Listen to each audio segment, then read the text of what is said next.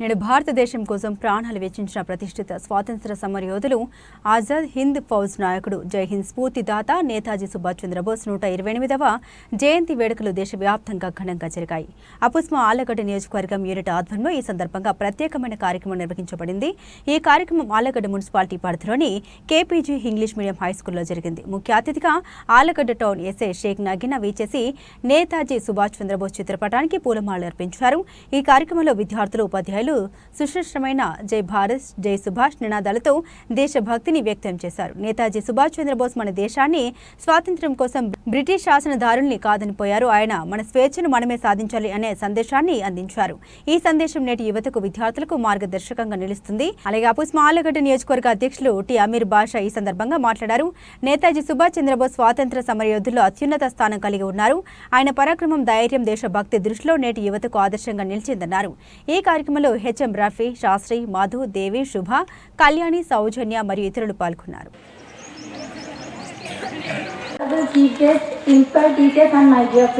I am Dhanupriya from 9th class. Today I stand before you to speak about a courageous leader, Subhash Chandra Bose, popularly known as Netaji. He was born on 23rd January 1897 in Cuttack. His parents were Janaki Nath Bose and Prabhavati Bose. He was a man with unwavering determination who made significant contribution to the freedom struggle. He was a brilliant student at the school who qualified for prestigious Indian civil services. He has always had a heart for fighting for the nation.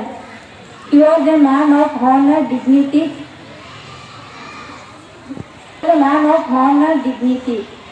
Tragically, Bose's life came to an end when plane crashed in 1945 under unknown circumstances. He left, but his courage, strategic brilliance and unwavering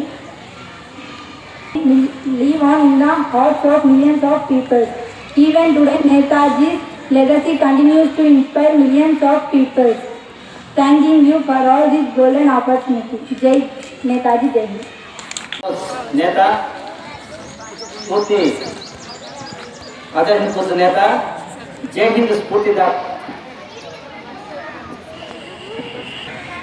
Azad Hind फौज नेता, जय हिंद स्फूर्तिदाता నేతాజీ సుభాష్ చంద్రబోస్ పరాక్రమానికి, దేశభక్తికి నిలువెత్తు రూపం నేతాజీ సుభాష్ చంద్రబోస్.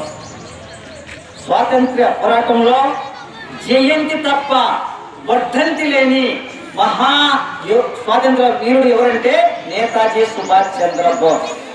సాయుధ పోరాటమే ధ్యేయంగా స్వతంత్ర భారతమని మన స్వప్నముగా బలంగా నమ్మి ప్రతి భారతీయుడు ఒక సైనికుడుగా మారి భారతదేశ స్వాతంత్రం కోసం ప్రాణాలు అర్పించాలని, నాకు రక్తాన్ని ఇవ్వండి మీకు స్వాతంత్రం ఇస్తానంటూ దేశభక్తితో చేతులతో ఒక సందేశాన్ని ఇచ్చి దాన్ని ఆచరణ దిశగా ఆజాద్ హింద్ ఫౌజ్ను స్థాపించి ఆ యొక్క సాయుధ పోరాటంతో బ్రిటిష్ వారిని తరిమి కొట్టాలని చెప్పేసి చేసినటువంటి పోరాటం, స్వాతంత్ర్య పోరాటంలో అతి కీలకమైన ఘట్టం ఏదంటే నేతాజీ సాధించే సాయుధ పోరాటం. ఆయన ఈ యొక్క గాంధీ సిద్ధాంతాలకు నివేదించి, అంటే ఆ రోజు స్వాతంత్ర పోరాటంలో, జాతీయ ఉద్యమంలో ఈ యొక్క స్వాతంత్రాన్ని అహింసా పద్ధతిలో గాంధీజీ, నెహ్రూజీ, బలాత్మక మధ్యాది చదవడం చేస్తుంటే వారితో నివేదించి ఆయన సాయుధ పోరాటాన్ని నమ్మి రెండో ప్రపంచంతో జరిగే సమయాన్ని అదనుగా చూసుకొని అతను విదేశాలకు వెళ్ళి మా టైంలోనే ఉన్నాయి. ఇప్పుడంతా పిల్లలకి స్క్రీన్ టైం ఎక్కువ అయిపోయింది. అంటే సెల్ ఫోన్, లేకుంటే ల్యాప్టాప్లో, లేకుంటే అదేంటి ప్రొజెక్టర్లో, టీవీలో ఇలాంటివి ఎక్కువ చూపిస్తూ అంటారు అనేది కొంచెం నా ఫీలింగ్ సార్.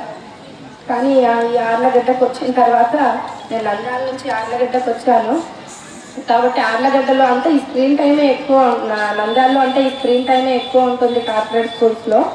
కానీ ఇక్కడ ఉన్నటువంటి మీ అమీర్ సార్ దాన్ని కొంచెం తిరిగి రాసే ప్రయత్నం చేస్తా అన్నారు అనిపించింది.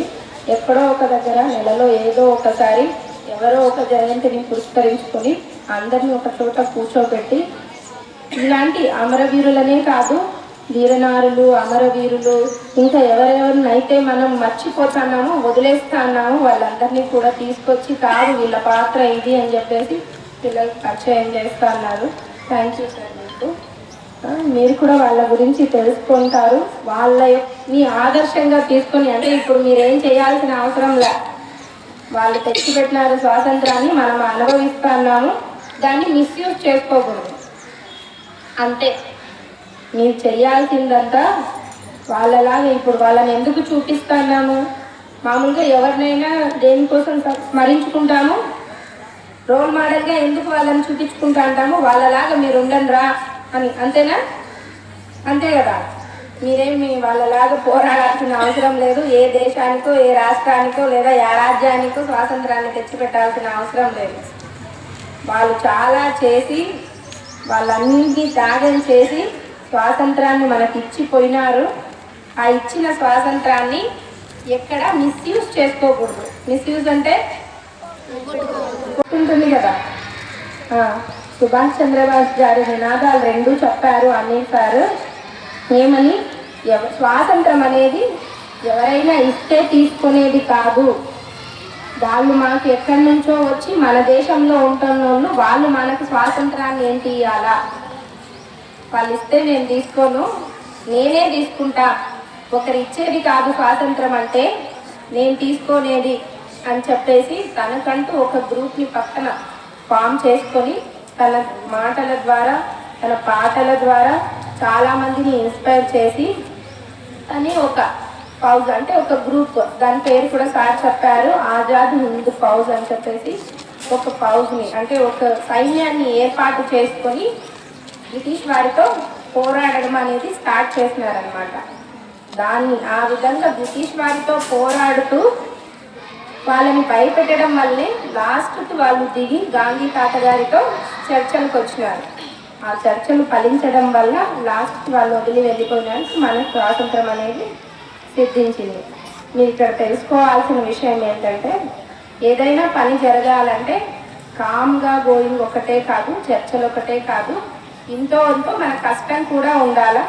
గాంధీ తాత గారు నమ్ముకున్న సిద్ధాంతం అనేది ఈ విధంగా రక్తము, హింస అనేది ఉండకూడదు అనేది ఈయన నమ్ముకున్నది. హింస అనేది లేకపోతే స్వాతంత్రం అనేది మనకు సిద్ధించదు. ఆ హింస నమ్ముకున్నారు, దాంట్లో పోరాడినారు. పోరాడడం వల్ల బ్రిటిష్ వారు భయపడి గాంధీ తాత గారితో చర్చలకు సందిగ్ధమైనారు.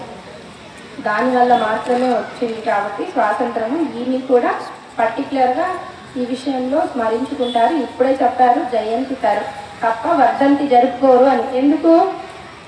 పుట్టినోడు ఎప్పుడో ఒకసారి జయంతి అంటే ఏంటి? బర్త్డే, పుట్టినరోజు. వర్ధంతి అంటే చనిపోయిన రోజు. రైట్, క్లారిటీ ఉంది మీ అందరికీ.